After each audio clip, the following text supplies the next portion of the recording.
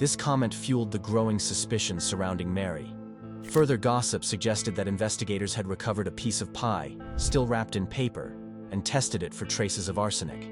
However, when Dr. Teal was asked about this, he remained silent, neither confirming nor denying the rumors. As more rumors emerged, the village was filled with whispers of possible foul play. In the early 1880s, Fishkill Landing, located along the Hudson River in Dutchess County, New York, was a bustling village that had a significant impact on the region's economy. The area was a transportation and industrial hub, with its economy powered by brick manufacturing, boat building, and commerce. The village, filled with working-class families, had a mix of laborers, boatmen, and factory workers, many of whom were employed in the brickyards or on the docks. The Hudson River played a central role in daily life, with steamboats and schooners constantly ferrying goods and passengers to New York City and beyond. The community was tightly knit, although it wasn't without its share of tensions. Disputes often spilled out into public view, and a rough atmosphere sometimes prevailed. One of the more well-known families in the village was the Pay family. William Pay, the patriarch, had been a river captain but passed away in 1875. His sons, David, John, and Charles, followed in his footsteps, becoming captains of their own vessels. While they had once been known for their wild ways, by 1882, they had turned a new leaf, all becoming active members of the Methodist Church. David Pay, in particular, was a familiar figure. His wife, whom he married in 1878, was Mary Ferguson, the daughter of a local brickyard laborer. The couple's relationship had been a topic of local discussion. Mary, 22 years younger than David, was known for her resilience and beauty, but her life had been marked by hardship. Their marriage initially seemed promising, and in 1880, they had a daughter. But over time, tension began to grow between them. David Pay had been a captain of the schooner V.W. Brill, a vessel he owned with his brother John. In early December 1882, he made the decision to leave his position as captain. His health had been deteriorating, and he had been suffering from rheumatism and had recently recovered from malaria. He informed people that life aboard the ship was becoming too physically demanding. As a result, David planned to leave the sea and pursue a quieter life, running a market stall in the nearby village of Matanwan. His final voyage, however, took him from Fishkill Landing to New York, carrying a cargo of bricks. Upon his return, David's condition worsened. His rheumatism flared up, and he sent for the family doctor, Dr. A.R. Teal, to treat him. However, despite the doctor's best efforts, David's symptoms continued to worsen. He began experiencing a burning sensation in his throat, severe stomach pain, and an insatiable thirst. Alarmed by these symptoms, Dr. Teal enlisted the help of two additional physicians, Dr. Henry Wilson and Dr. William Jones, who were based in Newburgh. After examining the symptoms and conducting tests on David's vomit, they discovered traces of arsenic. The doctors sent samples of the vomit to Dr. J.D. Seitz for further analysis, and his findings confirmed their worst fears. David Pay had been poisoned with arsenic. The doctors were gravely concerned, and they informed David of his condition, though they held little hope for his recovery. David, despite his deteriorating state, appeared resigned to his fate. He made the necessary arrangements to put his affairs in order, giving his brother John permission to withdraw money from his bank account. Though too weak to lift a pen, he was able to touch the paper with his fingers, allowing John to sign on his behalf. As David's condition continued to decline, the doctors consulted with the coroner, Dr. J.B. Shennick, who was informed of the situation. Dr. Shennick visited David's home on December 24th, hoping to take a statement from the dying man, but David was too weak to speak. His condition worsened, and on the morning of December 26, 1882, Captain David Pay passed away. In the wake of his death, the coroner summoned a jury to conduct an inquest into the cause of death. They arrived at the Pay household to find Mary Pay seated beside her late husband's body, mourning his passing.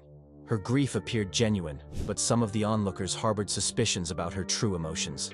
Was her sorrow sincere, or was it a performance? The same day, a post-mortem examination was conducted by Dr. Slack, Dr. Teal, and Dr. J. M. Morai. The examination confirmed that arsenic poisoning was the cause of death, with strong traces of the poison found in David's stomach, lungs, liver, and intestines. These organs were sent to New York for further analysis by Dr. Edward G. Love, a noted pathologist. As news of David Pay's death spread through the village, the community began to speculate about the circumstances surrounding his untimely demise. Many wondered whether Mary Pay's troubled marriage to her husband had played a role in his death. In the months leading up to David's death, tensions between him and his wife had become apparent. It was rumored that in late November, Mary had left the marital home, only to return after both parties agreed to sign an agreement in the presence of a justice of the peace. One of the terms of the agreement allegedly stated that David would not make trouble for his wife regarding an alleged forgery of his signature to withdraw money from his bank account. Despite this, rumors persisted that David had confided in a doctor, stating that he had poisoned himself, only to retract the statement later and suggest that his wife may have been responsible for poisoning him.